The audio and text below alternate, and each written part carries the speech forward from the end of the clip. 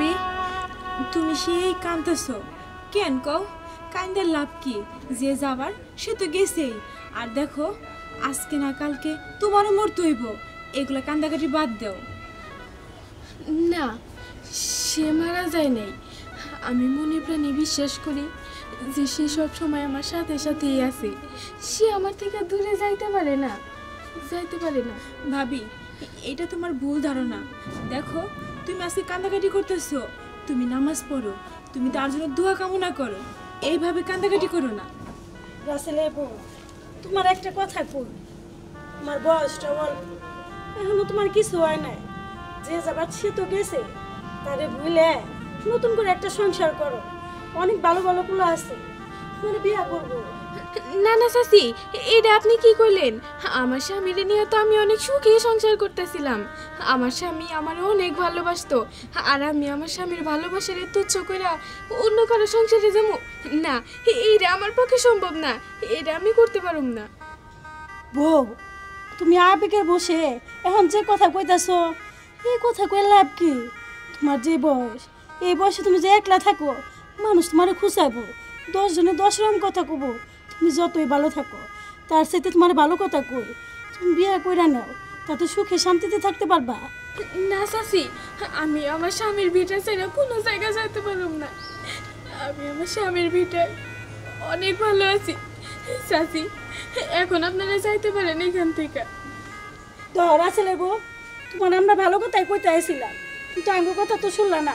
যখন মানুষ খুঁচাইবো তখন তুমি বুঝবা। আয় চল যাই।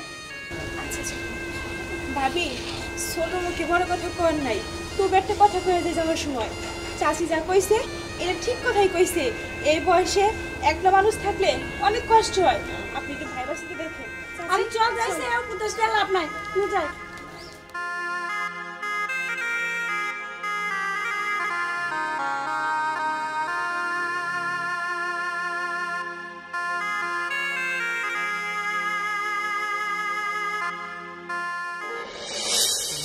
কুঞ্জ সাজাও গো, আজ আমার প্রাণ না আসিতে পারে।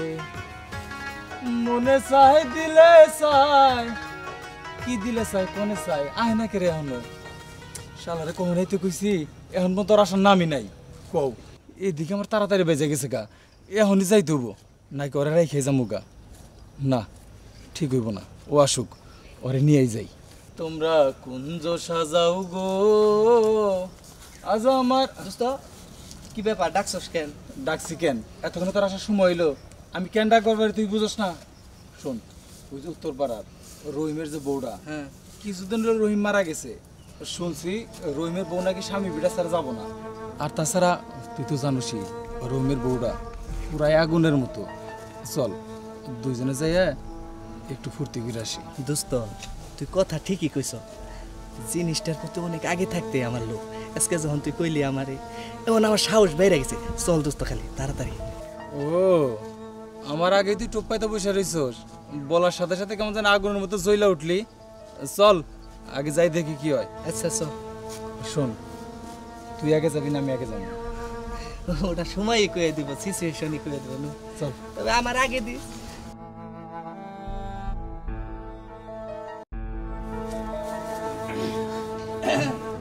ভাবি ডাক দে তুই। ও ভাবি, ভাবি আয় না কে? ও ভাবি,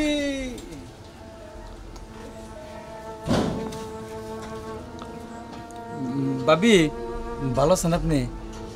আরে ভাবি আপনার কি কষ্ট জানেন ভাবি, আপনার কথা মনে হইলে না আমার খুব কষ্ট লাগে। এত অল্প বয়সে শরীরে ভরা যৌবন, এর মাঝখানে আপনার স্বামীটা টপত কইরা আল্লাহ কি করে দিল, টপত কইরা উপরে চলে গেল। জানেন ভাবি খুব কষ্ট লাগে। এই বয়সে স্বামী ছাড়া আপনি কিভাবে থাকেন? কষ্ট হয় না ভাবি? ভাই আপনারা এগুলো কি কইতাছেন? আপনারা কেন আসছেন এই বাড়িতে? রাসেল কি ব্যাপার, সব কথা আমি একাই কইমু? কেন আইছি ভাবির একটু খুলা কস না রে। আসলে ভাবি ব্যয় মরার পর আপনার নিয়ে আমাদের দুই বোন তো টেনশনের শেষ নেই। আসলে আপনি কোন অবস্থায় আছেন, কি খাইতেছেন, কি পড়তেছেন, তাই দেখ পারাইলাম। আসলে ভাবি কইছিলাম কি, তাহলে কেমনে কি দিনকাল কেমন চলে? আহা রাসেল, এটা তুই কেমন কথা জিজ্ঞাসা করলি? দেখস না এত সুন্দরী ভাবি আমার সাদা শাড়ি পরে রয়েছে, দিলটার ভিতরে না জ্বালা পড়া করতেছে। ভাবি এই কাপড়টা আপনি আর পরবেন না, আমার খুব কষ্ট লাগে। আপনি আমার ভাইয়ের বউ, ভাইয়ের বউ সাদা কাপড় পরে থাকবেন, আমরা থাকতে কেন তা করবেন কেন? আমরা তো আছি, ভাই না থাকলে কি হবো? ভাই যে দায়িত্বটা পালন করতো সেটা নয় আমরা করবো। ভাই আপনারা এগুলো কি কইতাছেন? আপনারা কি বুঝেন না যে এই বয়সে যার স্বামী মারা যায় একমাত্র সেই জানে তার কষ্টটা, আর আপনারা এরকম একটা অসহায় মেয়ের পাশে এসে এরকম ধরনের কথা বলতেছেন?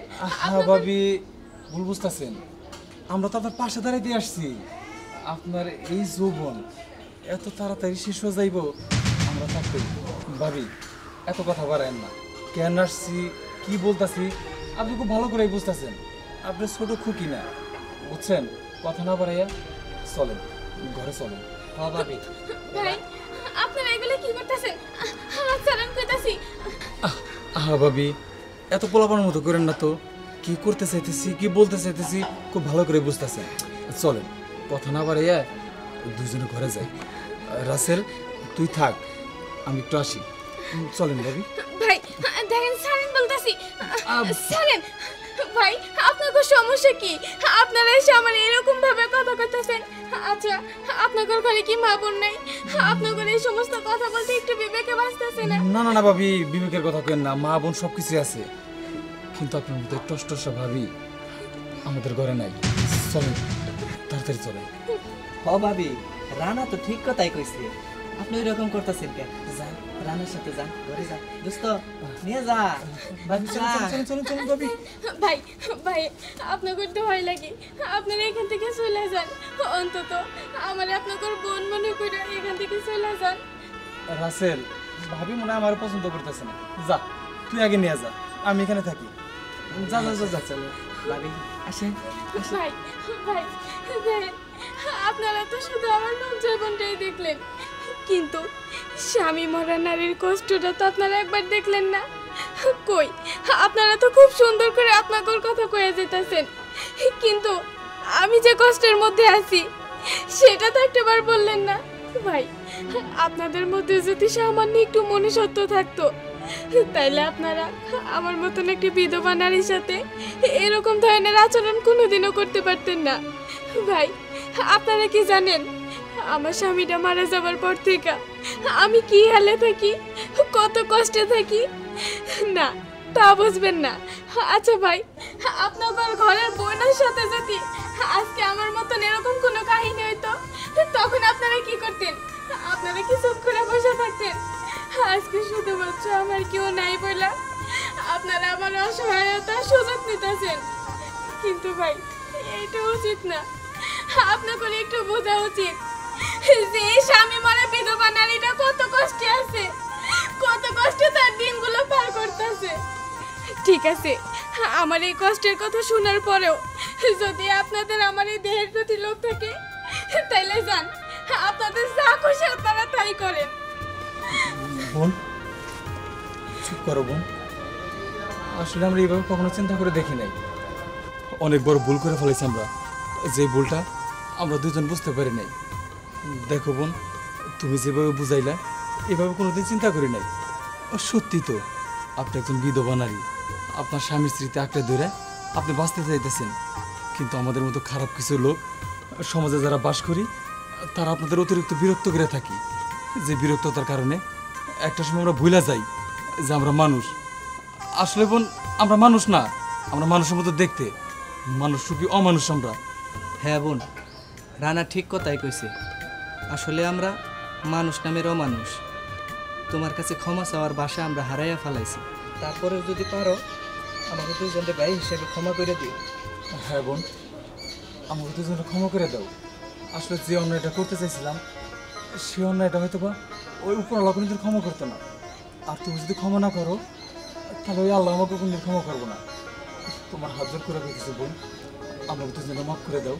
হ্যাঁ বোন, রানা ঠিক কথাই কইছে, তুমি আমাকে ক্ষমা করে দাও। না না ভাই, আপনারা আর আমার এইভাবে বললেন না।